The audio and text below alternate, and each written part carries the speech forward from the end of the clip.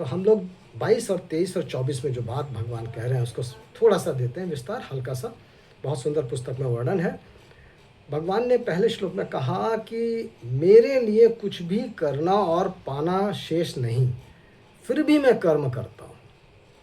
कोई कर्तव्य शेष नहीं, कुछ भी पाना शेष नहीं, फिर भी कर्तव्य करता हूँ, क्योंकि भगवान दूसरों के हित के लिए अवतार लेते हैं। अगले अध्याय में पढ़ेंगे, साधु पुरुषों का उद्धार करने के लिए, पापी पुरुषों का विनाश करने के लिए, धर्म की संस्थापना करने के लिए। तो अवतार के सिवाय भगवान की सृष्टि रचना जो है वह उसका उद्देश्य है कि जीव मात्र का उद्धार। जो अवतार की बात की, जीव मात्र के उद्धार के लिए ही अवतार है।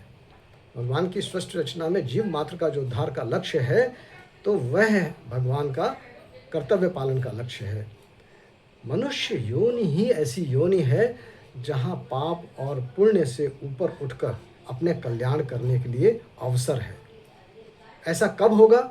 जब हम ये दृढ़ निश्चय कर लें कि अपने लिए कुछ नहीं करना, अपने लिए कुछ नहीं। संपूर्ण स्थूल, सूक्ष्म और कारण शरीर से होने वाली क्रियाएं दूसरों के हित के लिए हो। स्थूल शरीर से क्रिया होती है, सूक्ष्म शरीर से चिंतन होता है, कारण शरीर से स्थिरता प्राप्त होती है। यह सब दूसरों के लिए, क्योंकि जिनसे कर्म कर रहे हैं यह कहाँ से मिला? संसार से मिला, और संसार की वस्तु संसार के लिए। भगवान ने बहुत सुंदर तरह से कहा कि मैं जिस तरह से उत्साह तत्परता से आलस को त्याग करके सावधानी पूर्वक सांगो पांग कर्म करता हूँ, वर्त एव च कर्मणि, कर्मों का त्याग नहीं करता, ना उसकी उपेक्षा करता हूँ, वैसा ही जैसे भगवान सदैव कर्तव्य परायण रहते हैं, कभी कर्तव्यच्युत नहीं होते हैं, साधक को भी कभी कर्तव्यच्युत नहीं होना चाहिए। कर्तव्यच्युत होने से ही वो भगवत तत्व के अनुभव से वंचित है। नित्य कर्तव्य परायण रहने से साधक को भगवत तत्व का अनुभव सुगमता से हो जाता है। और 23वें 24वें में कहा कि अगर मैं सावधान न होकर कर्तव्य कर्म नहीं करूं तो बड़ी हानि हो जाएगी, क्योंकि भगवान के मार्ग का सभी अनुसरण करते हैं। कर्म नहीं करें तो वर्ण संकरता हो जाएगी, कर्म न करने से वर्ण संकरता।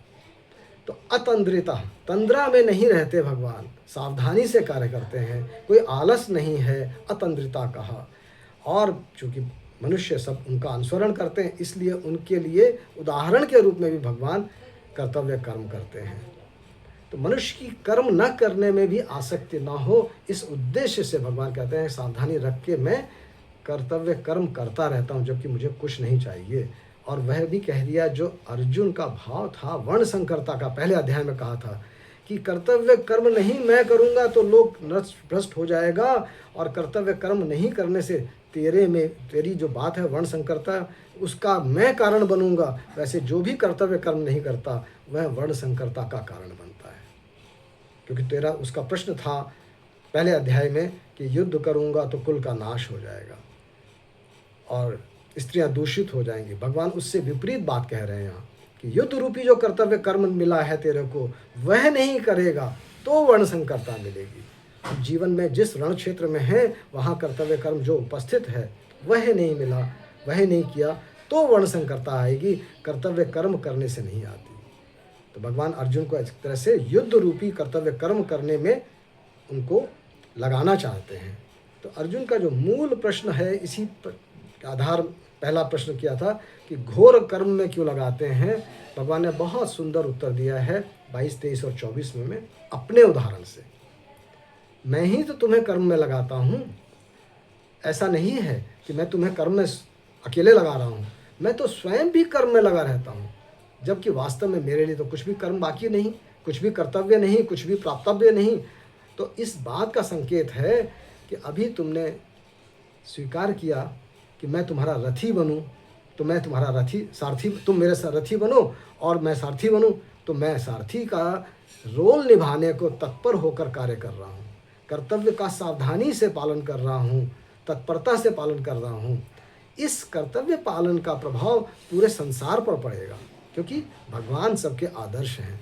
तो इस मार्ग से अर्जुन को भी कहते हैं कि सावधानी से तत्परता पूर्वक तेरे पास जो सम्मुख जो तेरे कर्तव्य पालन आया है, युद्ध रूपी कर्तव्य आया है, उससे विमुख नहीं होना चाहिए।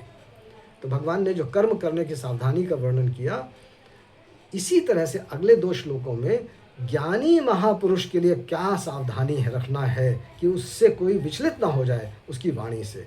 वो ज्ञानी महापुरुष कैसे कर्तव्य कर्म करे, वो 25-26 में अगले साधक या साधिका से पढ़ते हैं। अंजू बेटा, कुछ प्रश्न है? आपको होस्ट हैं, बोलिएगा। आचार्य जी, मैं को